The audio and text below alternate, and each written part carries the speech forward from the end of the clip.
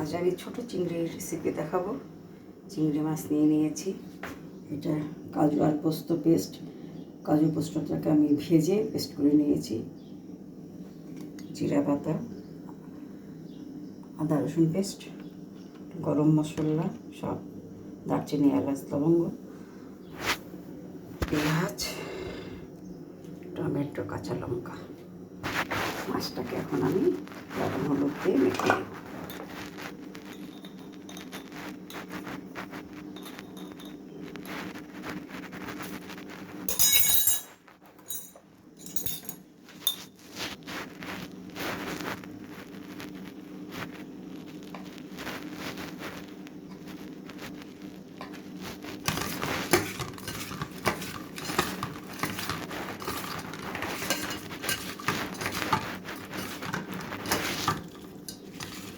লবণ হলুদ দিয়ে মেখে নিয়েছি। কড়াইতে তেল বসিয়েছি। তেলটা আমি সরিষার তেলে রান্না করব। তেলটা আমার গরম হয়ে গিয়েছে। এখন আমি এর মধ্যে মাছগুলোকে ছেড়ে দেব।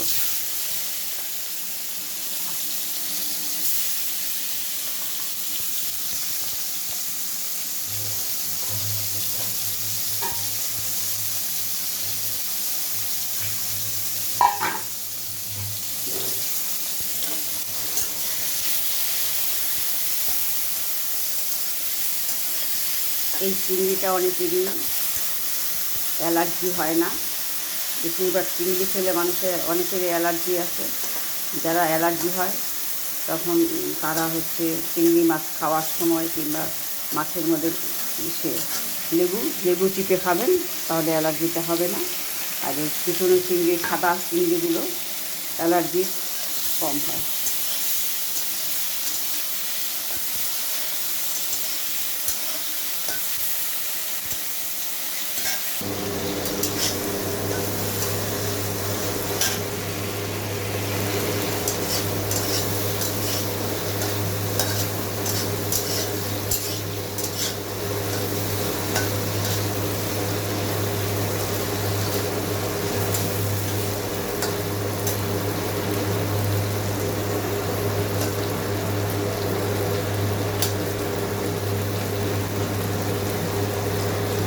চিংড়ি মাছ বেশি ভাজলে শক্ত হয়ে যায়, তাই মাছটা বেশি ভাজা যাবে না।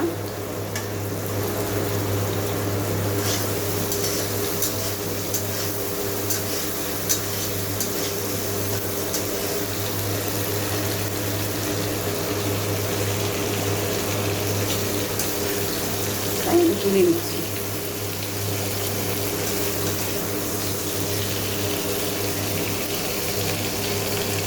আমার ভাজা হয়ে গেছে, আর মাছগুলো তুলে নিলাম। আমি এই মাছ ভাজা তেলের মধ্যে আরেকটু তেল দিয়ে দিচ্ছি।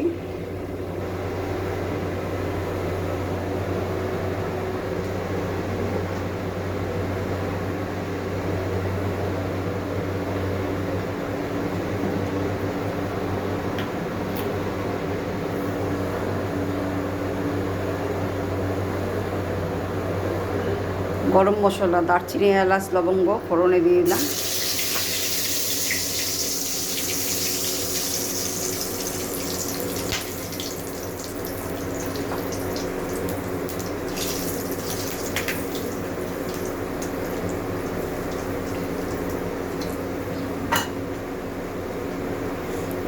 আমার এগুলো ভাজা হয়ে গিয়েছে। এখন আমি পেঁয়াজ কুচিটা দিয়ে দিলাম।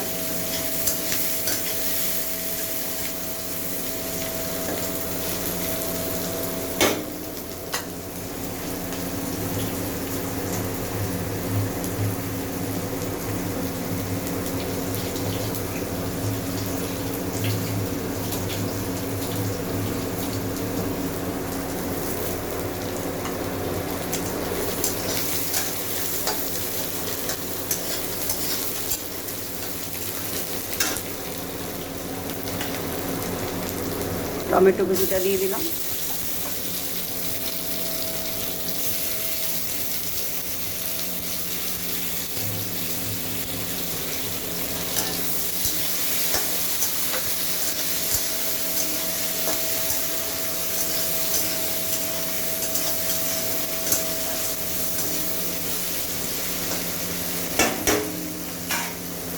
টমেটোটাকে কাঁচা গন্ধ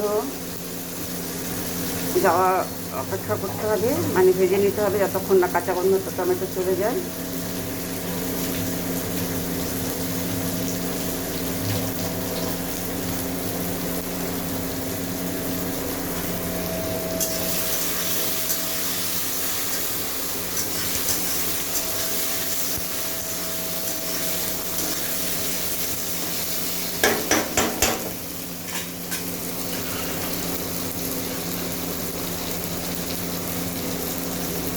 এক চামচ আদা রসুনের পেস্ট দিয়ে দিলাম।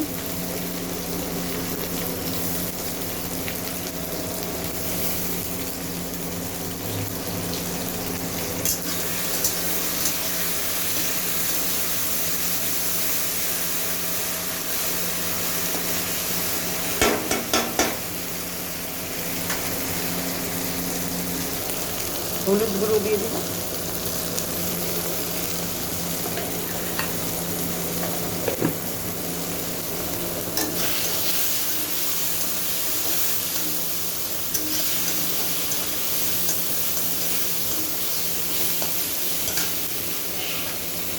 জিরা বাটা দিয়ে দিলাম, কাঁচা জিরা এটা আমাকে ভেজে নিতে হবে যেহেতু কাঁচা।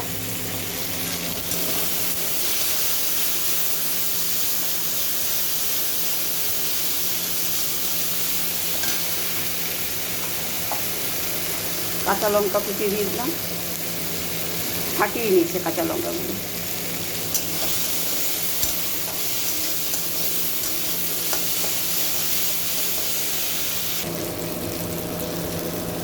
সামান্য শুকনো লঙ্কার গুঁড়ো দিলাম। ঝালটা আপনারা আপনাদের স্বাদ অনুযায়ী দেবেন। কষানোর সময় সামান্য জল দিলাম যাতে মশলাটা পুড়ে না যায়। ধনের গুঁড়ো দিয়ে দিলাম।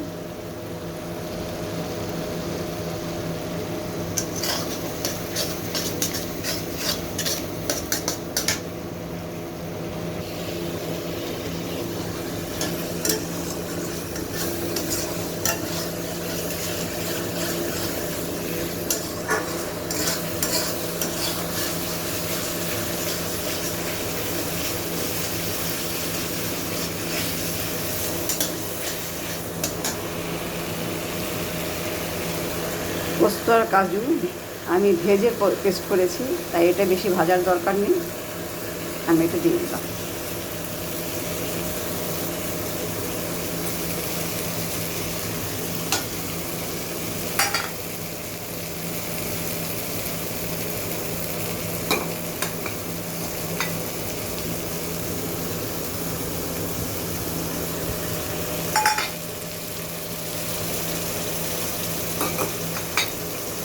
বাকি ধোয়া জল।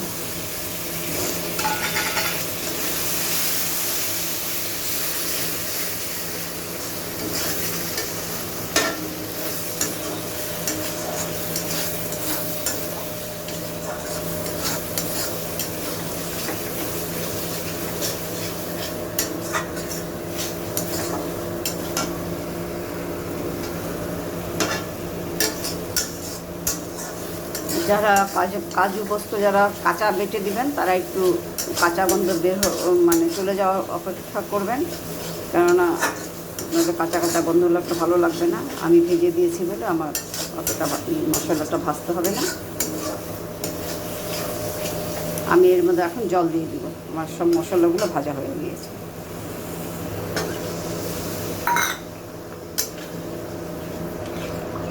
জলটা ফুটে উঠলে আমি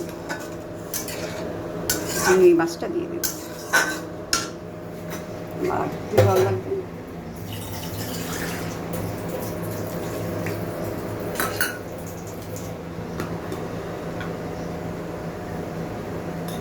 স্বাদ অনুযায়ী লবণ,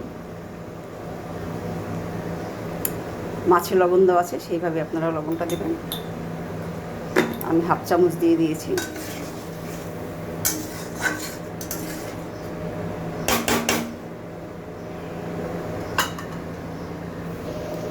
চিংড়ি মাছটা দিয়ে দেওয়া হলো,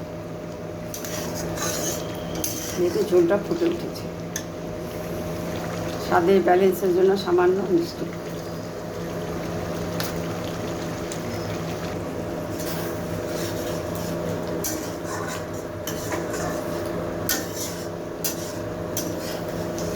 আমার চিংড়ি মাছটা রান্না কমপ্লিট হয়ে গেছে, এখন আমি ঢেলে নেব।